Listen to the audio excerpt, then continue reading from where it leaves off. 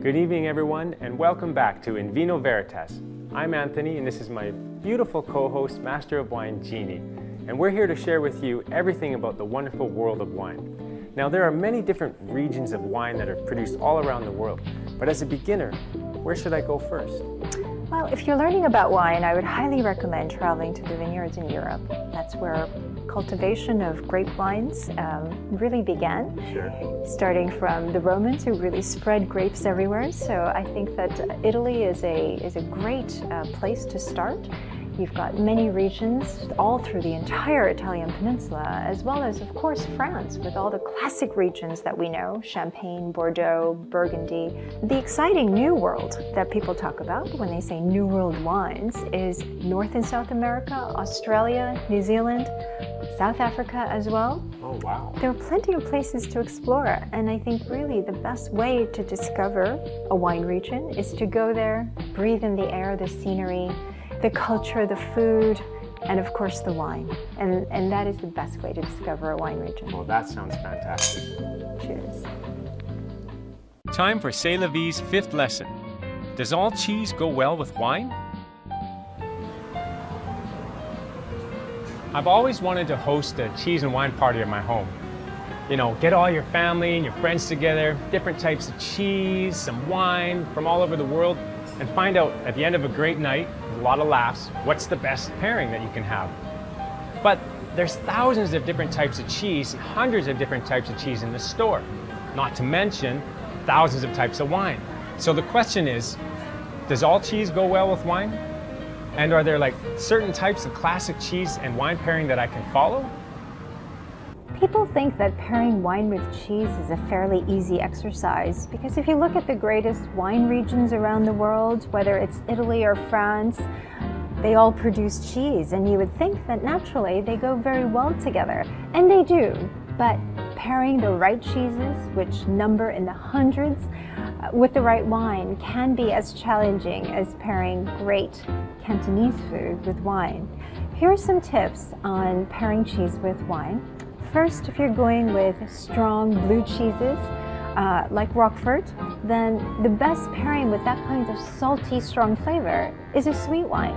If you're talking about soft, creamy cheeses, a lot of that depends on maturation and age, of course, but the milder soft cheeses like Brie, the creamy ones, really go well with a lot of different types of white wine. And there are hard cheeses, of course, that many people love. They're very strong, they can be salty.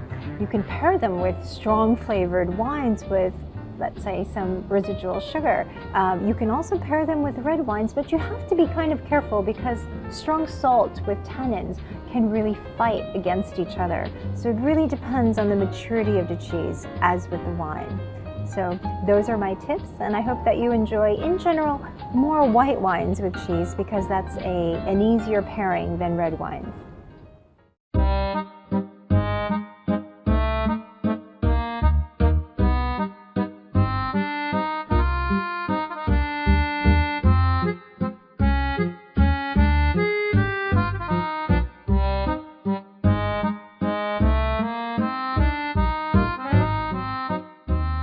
Welcome, Edward and Rihanna. Let's just have a simple toast. No. I know you know each other, but I just want to do a brief introduction. Edward Fung, he's a retired lawyer, but actually I think you're more of a bon vivant, loving all the finer things in life, like art, great food. You're a great chef as well, and a big wine collector. Thank you. So, and Rihanna Chow, an artist and one of the best home chefs that I know. Great taste in just about everything, including food. So we'll start with some very typical cold appetizers, but I think, when you think about Shanghainese food, Edward, and I know you cook and you also go out a lot, what are the flavors of Shanghainese food? For the traditional Shanghainese cuisine, maybe sometimes you consider a little bit too oily, too sweet. So when it comes to pairing with wine, you got to be watch out. So I chose to start with a pretty light-bodied, unoaked, clean, sharp, lemony, citrus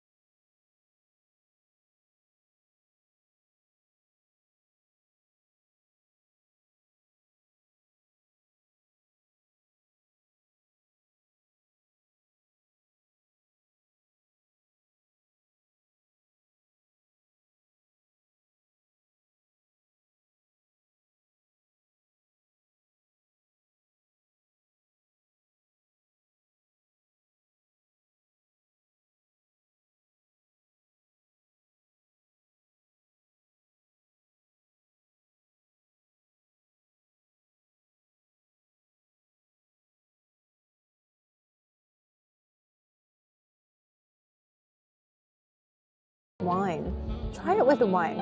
Do you think in this situation, the wine is the star and overpowering, or is it the fish that is, because of its texture and quality, taking over the partnership? For this particular dish, would you say the pickled vegetables is the essence of this dish? So I actually prefer it a little bit sweeter. This has a little bit bitterness to it. So now we've come to our final course, classic meat dish from Shanghai. And because of its richness and the braised character, so the idea is for us to kind of give some tips to people who, who may not pair wine and food as often as you do, I know, in your homes. And if you're having, braised food dishes, whether it's a Shanghainese dish or somewhere else, because you have this richness of the sauce. Yes, for this very traditional, so heavy sauce type, you got the full body red wine, no doubt about it. Yeah. Right. So the thing for me, I'm thinking is, I know the wine is full of character. It's ripe. It tastes like a traditional Cabernet, dark blackberry fruit, a little bit of cedar, maybe a hint of tobacco, but it's very upfront, right? Very forward, as you would expect from Chile. And let's try this. Yep.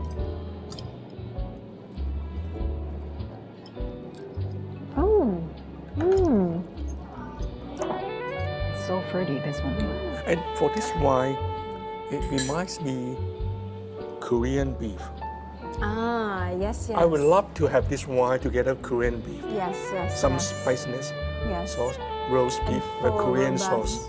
I think if I were to rate it, I would say that the pairing is probably a little above average, very good but not great. I think if it was supposed to be better as a pairing, I would have a wine with just a little more refinement and restraint, a gentleness, because the sauce is actually layered and there are a lot of things going on.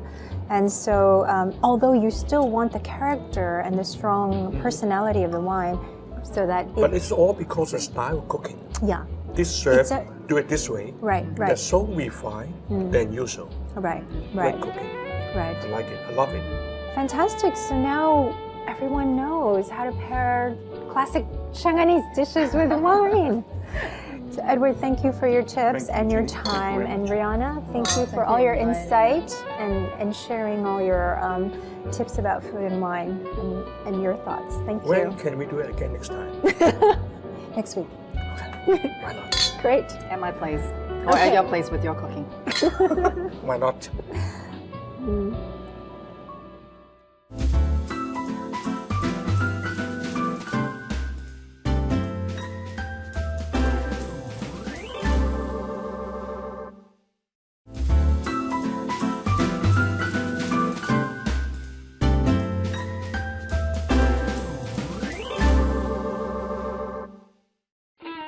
To explore the world of wine, follow us to France, the quintessential wine region of the world.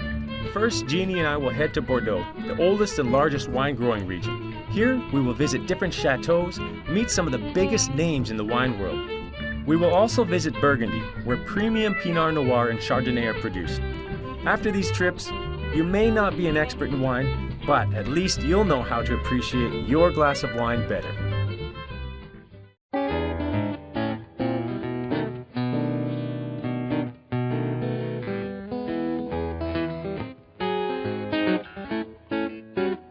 Hello, ladies. Hi. How are you? We're fine, thank you. So you live here in Bordeaux? Yes, we do. Oh, you live in a beautiful city. Thank you. What is it like to live here? Well, it's nice, it's quite peaceful, and people are nice and enjoy going out in the city, basically. I see, yes, of Having course. dinner, having a drink, have a glass of wine. Wine. Yeah. Do you love wine? Yes, we do. Yes, everybody, yes. What does it mean to you to live here in Bordeaux? Bordeaux and wine is They're together, right? Together, it's a friends party after works. So you enjoy the wine with your friends, your family, Yes. and it's really Yes. in your lifestyle. Yes. It's no surprise there are many wine stores in Bordeaux, but don't just look for a wine store, but you should definitely try a wine gallery. Here you can find a wine gallery with all kinds of wines from Bordeaux, and all you need is a card to taste them all. You may not have time to visit all the vineyards, so what are you going to do? Well, in my opinion, visiting a wine gallery is probably your best way for you to discover what your favorite wine is, because they got hundreds of wines here for you to sample, from 10 euros up to 1,000 euros, and extremely knowledgeable staff. Tasting a glass of wine before you buy a whole bottle? This is a smart way to sell wines, as you are charged for a tasting, and at the same time, the consumers are educated and have more confidence in the kinds of wine they want to buy. Now this wine gallery is great. Think of it as a wine buffet, and it's filled with some of the top leading wines in the world. Now we may not be able to afford 1,000 euros for a bottle of wine, but we can afford a small sample. The tasting prices vary, from very expensive to just €1 for wine tasting samples. Just taste as much as you can. If you're still not sure what wine to buy, you can learn more by joining their workshops.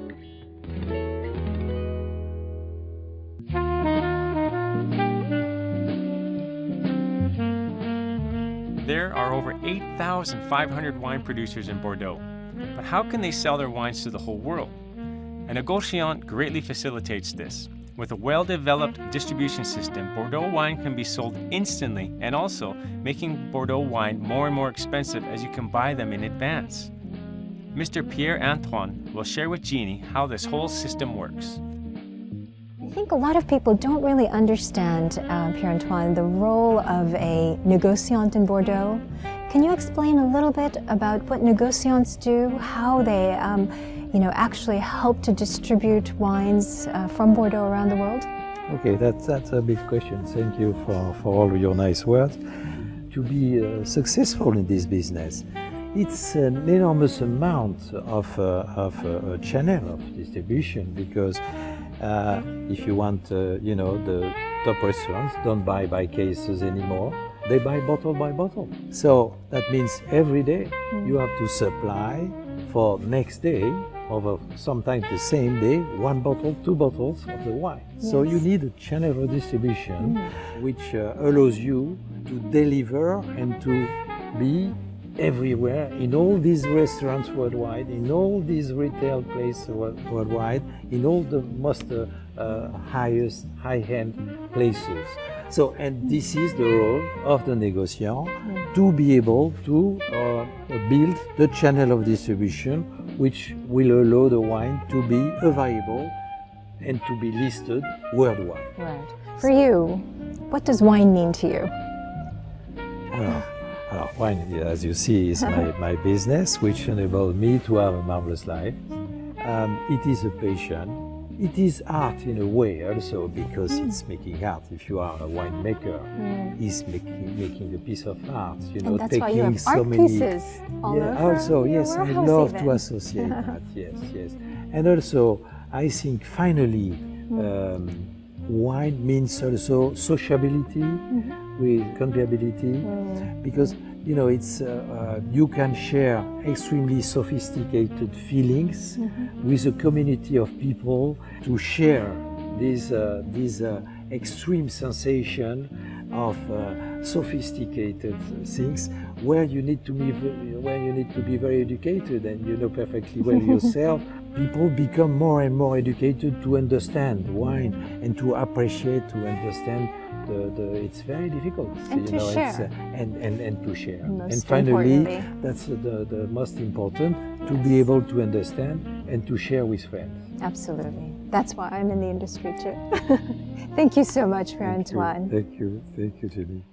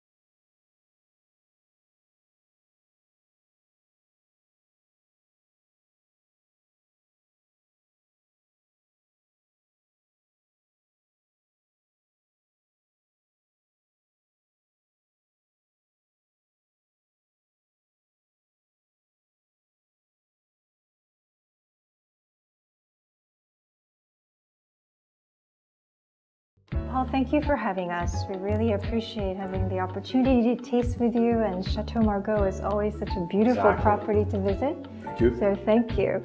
And I've noticed that you prepared some great vintages for us. Yes, I thought that it would be wonderful to taste or retaste together Yes. 3 of the vintages which I think have been not only great vintages but which are very good to drink now. Let's start with 01. Thank you. Paul, for me, when I enjoy Chateau Margaux, outside of many other properties and styles of wine, so much of the pleasure I get is in the aromatics. Yeah. That many times if I have a glass, like a perfume. It's very true. I think that this is one of the 2 main characteristics. First of all, the scent, like perfume, which is very correct. I mean, you blend your nose, and there is that special perfume, which is very hard to describe. It is. The different flavors. It's more than words. It's a feeling and a sensation you get from it. That's wonderful, Anthony. That's exactly, So- it's an emotion almost. Well, that would make the difference between the great wines and the others. Let's go to the next one. So next one, 99. I think somewhere 99 is maybe 1 step above 01, which is why I just organized that order. Really, I mean, we don't want to compare because they're very different vintages, but the order in which you pour them is perfect. This one does have a little more depth, and it's very, very I do fresh. notice that. It seems to be a substance, a bit more substance to it, for my own lack of words and ignorance. But I do understand what you're saying. It's the complexity, Yes. the depth, the richness, and on the other side, the easy drinkiness. We often get wrong in thinking that great wines should be difficult to drink. It's exactly the opposite. Great wines behave like great people. They are easy. We have an easy relationship. And thank you for this 96. The 96 is, this is the complexity of yes. this is Just on the nose. You don't really have to even say anything. It's these are the kind of wines that actually make me as a commentator or writer really struggle for the right words, because to me it's an experience. So how do you describe an experience? It's like listening to great music.